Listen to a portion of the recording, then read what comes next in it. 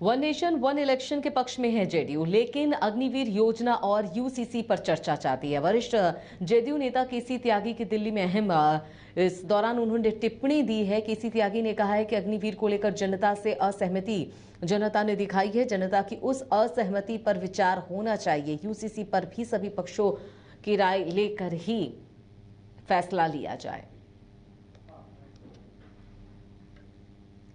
तो वरिष्ठ जेडीयू के नेता केसी त्यागी ने दिल्ली में अहम बयान दिया है, टिप्पणी की है। टिप्पणी में उन्होंने कहा है, केसी त्यागी ने कहा कि अग्निवीर को लेकर जनता ने असहमति दिखाई है। ऐसे में जनता की उस असहमति पर फिर से विचार होना चाहिए। यूसीसी पर भी सभी पक्षों के राय लेकर ही आगे का फैसला किया जाए।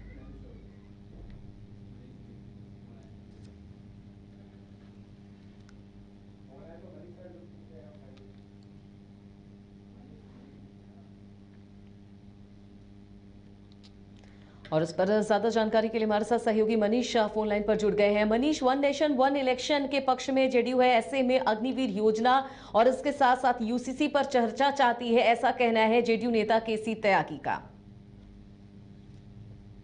देखिए, यहाँ पर बात की जाए, अभी केसी त्यागी का बयान आया है और ठीक ये बयान उससे पहले आया है जब पीएम नरेंद्र मोदी को शपथ लेना है कि भाई वन नेशन वन इलेक्शन के पक्ष में तो हम हैं, लेकिन अगर बात की जाए यहाँ पर यूसीसी और अग्निवीर योजना को लेकर, तो उन्होंने कहा है कि इसको लेकर हर राज्यों के साथ जो है समीक्षा बैठक होनी चाहिए।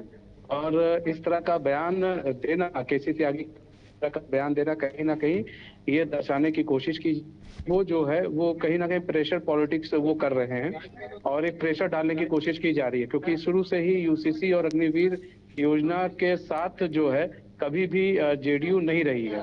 और ऐसे में ये तो कहा जा रहा है नहीं, हम यूसीसी के केसी त्यागी ने ये भी कहा है कि हम यूसीसी के समर्थन में तो हैं, लेकिन उसकी समीक्षा होनी जरूरी है।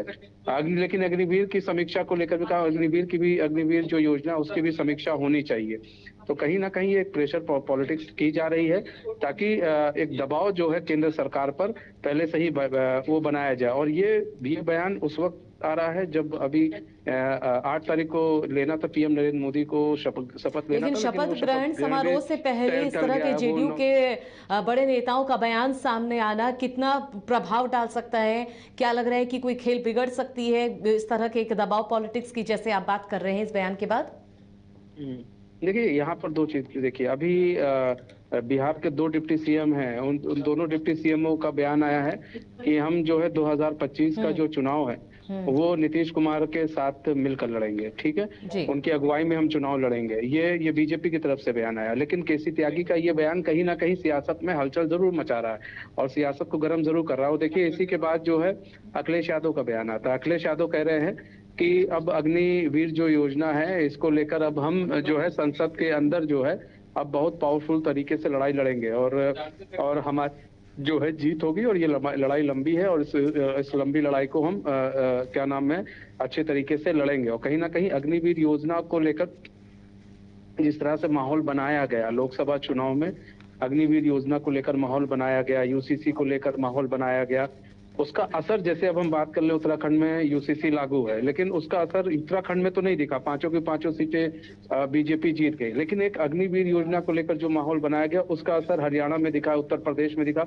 और अन्य राज्यों में दिखा कि किस तरह से जो युवा वर्ग है वो उसने अपनी नाराजगी जाहिर की। कई युवा वर्ग वोट करने नहीं पहुंचे, किसी ने वोट किया तो बीजेपी के खिलाफ वोट किया है कहीं कहीं पर। तो ऐसे में इसको लेकर एक समीक्षा शायद बीजेपी भी करे। इसको लेकर ये बात अगर केसी त्यागी ने बात उठाई है तो ये बात दूर तक जाएगी और इसको लेकर बीजेपी भी एक बार समीक्षा जरूर करेगी अग्निवीर योजना को लेकर। लेकिन एक दबाव पीएम नरेंद्र मोदी के ऊपर ये जरूर रहेगा जब पीएम बन जाएंगे, माफ कीजिएगा, कहा सूत्रों के हवाले से खबर आ रही है कि अब 8 तारीख को नहीं 9 तारीख को पीएम नरेंद्र मोदी शपथ लेंगे।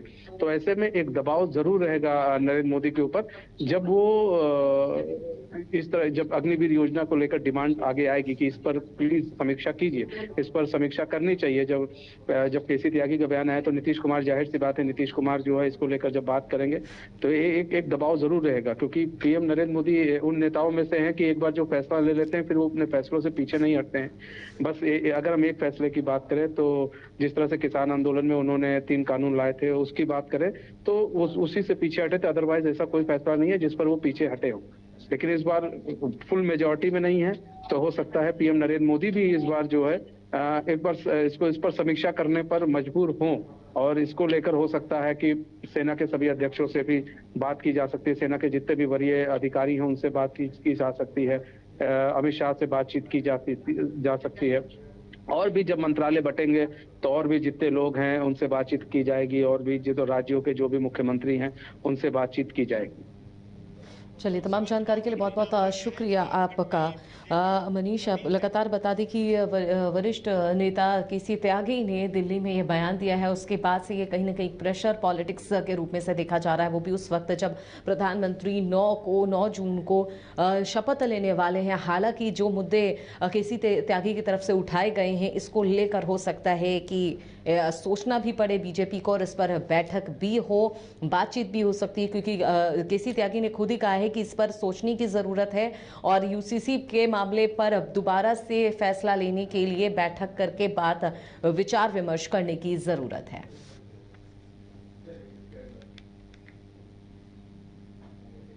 कमाल करते हो जी, बच्चे घूमने की इतनी जिद कर रहे हैं और तुम हो कि तुम्हें फुर्सत ही नहीं मिल रही। अब इतनी गर्मी में जाए तो जाए कहाँ? इस गर्मी में मस्ती और फन का आ गया है परफेक्ट डेस्टिनेशन, वाइल्ड वादी, जहाँ है water park, bird park, flower park, trampoline park, amusement park, 250 feet लंबा, जिप लाइन और क्रिकेट स्टिमुलेशन का खूबसूरत नजारा। वाइल्ड वादी, 10 माइल चौक, रांची। वाइल्ड वादी यानी अनलिमिटेड फन और अनलिमिटेड मस्ती। 26 वर्षों में 17,000 से अधिक डॉक्टर बना चुका बिहार एवं झारखंड के छात्रों के बीच विश्वसनीय संस्थान गोल